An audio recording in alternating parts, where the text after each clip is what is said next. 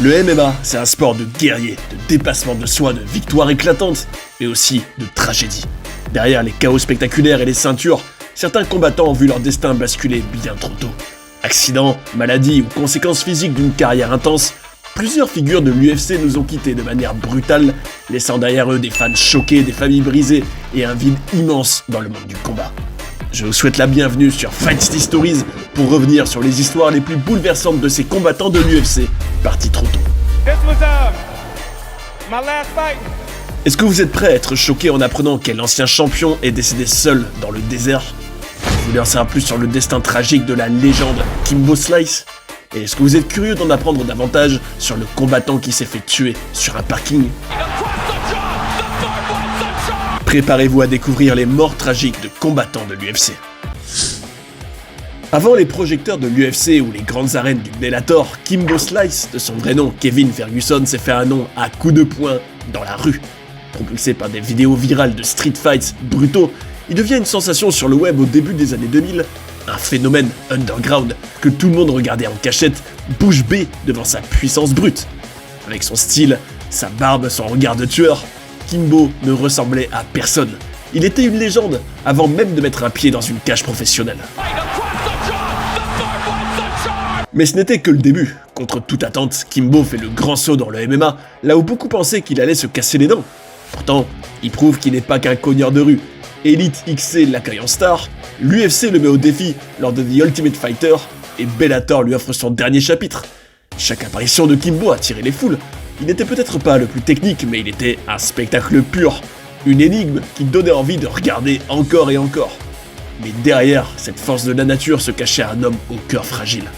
En juin 2016, à seulement 42 ans, Kimbo Slice décède d'une insuffisance cardiaque aggravée par une masse au foie. La nouvelle choque le monde du MMA et bien au-delà. Le guerrier des rues s'en est allé, laissant derrière lui une armée de fans de souvenirs et une légende qui ne faiblit pas.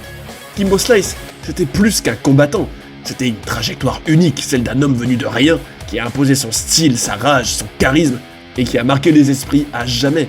Il a prouvé qu'on pouvait venir de la rue et se faire une place dans le monde professionnel, et même s'il n'a jamais été champion, il restera à jamais une icône du combat. Dans le monde brutal du MMA, certains combattants marquent les esprits par leur puissance, d'autres par leur technique. Mais Ivan Tanner, lui, a marqué les esprits par son âme.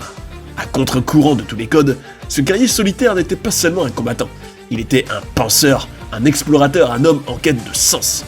Autodidacte pur et dur, Ivan Tanner a appris à se battre en regardant des cassettes VHS. Pas d'entraîneur de renom, pas de grandes académies, juste lui, sa volonté de faire et une soif d'apprendre insatiable. Et pourtant, avec cette approche totalement hors norme, il est parvenu à décrocher le titre de champion du monde des poids moyens à l'UFC en 2005. Mais au-delà de ses exploits dans l'octogone, c'est son mode de vie unique qui a fasciné les fans. Tanner n'était pas du genre à courir après la gloire ou les projecteurs, non. Lui, ce qu'il cherchait, c'était des vérités profondes. À travers ses interviews, ses écrits et ses réflexions partagées sur son blog, il se dévoilait comme un homme en perpétuelle quête de liberté, de nature et d'introspection, un esprit libre, presque sauvage. Mais en septembre 2008, fidèle à son esprit d'aventurier, il part seul en expédition dans le désert californien à bord de sa moto.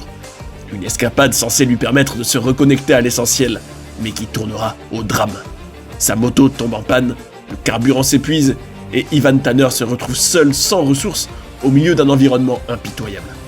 Victime d'une insolation foudroyante, il décède tragiquement à l'âge de 37 ans. Sa disparition bouleverse la communauté du MMA, parce qu'au-delà du combattant, c'est l'homme, le penseur aventurier qu'on a perdu. Ivan Tanner, c'est l'histoire de quelqu'un qui n'a jamais fait comme les autres, qui a refusé les règles, et qui s'est battu aussi bien dans la cage que dans la vie.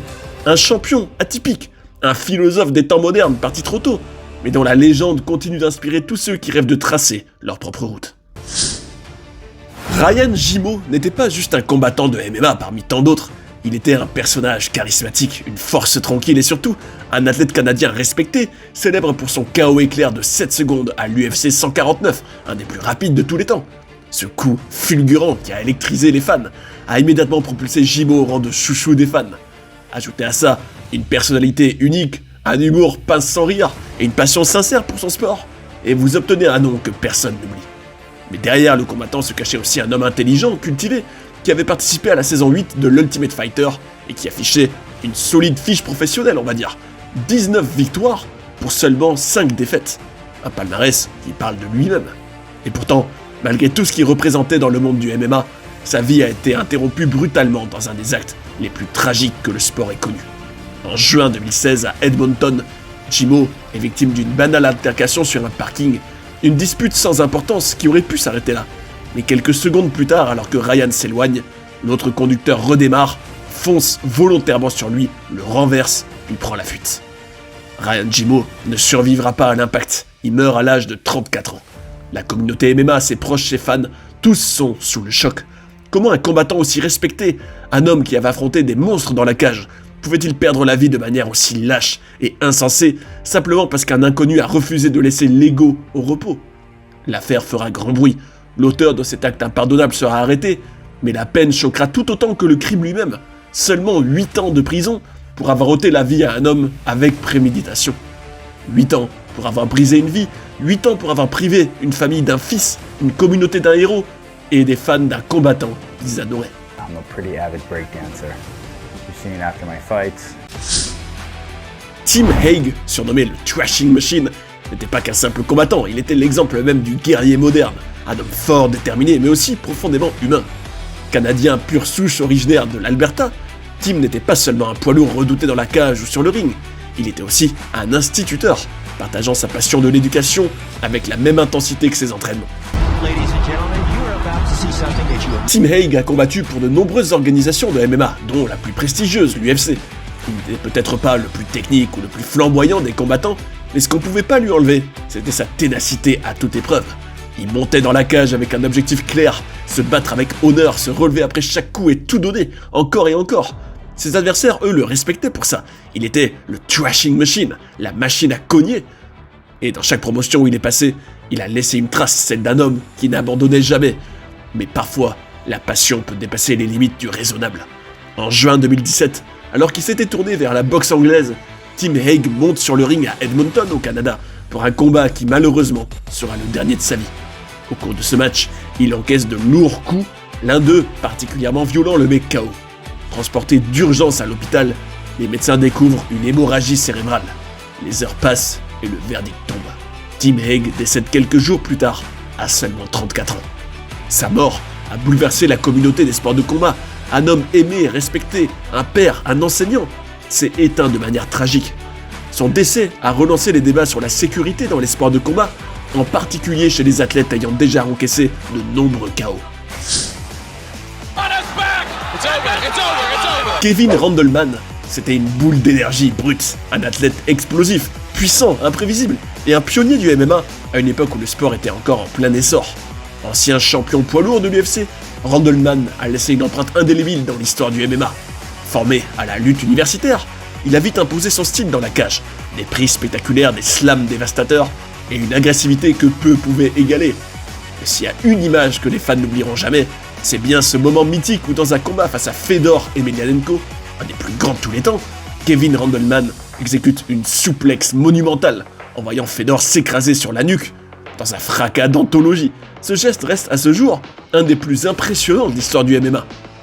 Mais derrière cet homme se cachait aussi un être humain qui était charismatique, humble, passionné, respecté non seulement pour sa force mais aussi pour son cœur. Il a traversé des tempêtes, connu des blessures graves, des rechutes, des hauts et des bas personnels, mais il s'est toujours relevé. Mais malheureusement, en février 2016, le monde du MMA perdait un de ses guerriers les plus authentiques. Kevin Randleman est décédé à l'âge de 44 ans, suite à des complications dues à une pneumonie et à une défaillance cardiaque. Un choc pour ses proches, ses fans et tous ceux qui l'avaient vu briller dans l'octogone. Sa disparition soulevait une question cruciale. Que deviennent les corps et les esprits de ces athlètes après une carrière aussi éprouvante? Quand on parle de puissance de frappe pure dans l'octogone, le nom d'Anthony Rumble Johnson revient tout de suite. Ce colosse de la catégorie des mi-lourds de l'UFC était une machine à KO, un cogneur hors norme capable d'éteindre les lumières de n'importe quel adversaire en un seul coup. Au sommet de son parcours, Rumble faisait trembler la division. Il était une menace vivante, un homme que personne ne voulait affronter. Avec un palmarès impressionnant et des KO spectaculaires, il s'est hissé à 2 reprises jusqu'aux portes du titre mondial, affrontant des légendes comme Daniel Cormier. Et même s'il n'a jamais décroché la ceinture, son impact sur le sport a été monumental. Mais derrière cette aura de guerrier se cachait aussi un homme discret, humble et respecté de tous dans le milieu. Après sa retraite de la cage, Johnson s'est éloigné des projecteurs, et malheureusement pour lui, le combat le plus difficile de sa vie n'avait rien à voir avec un octogone. En silence, Anthony a mené une bataille contre deux terribles maladies, un lymphome non-hodgkinien et une affection immunitaire rare. Ce sont ces complications qui ont fini par l'emporter en novembre 2022 à seulement 38 ans. Même s'il est parti trop tôt, l'héritage de Rumble Johnson est éternel. Il restera pour toujours un des punchers les plus redoutés de l'histoire du MMA, un homme capable de faire basculer un combat en une fraction de seconde et une figure respectée par ses pairs.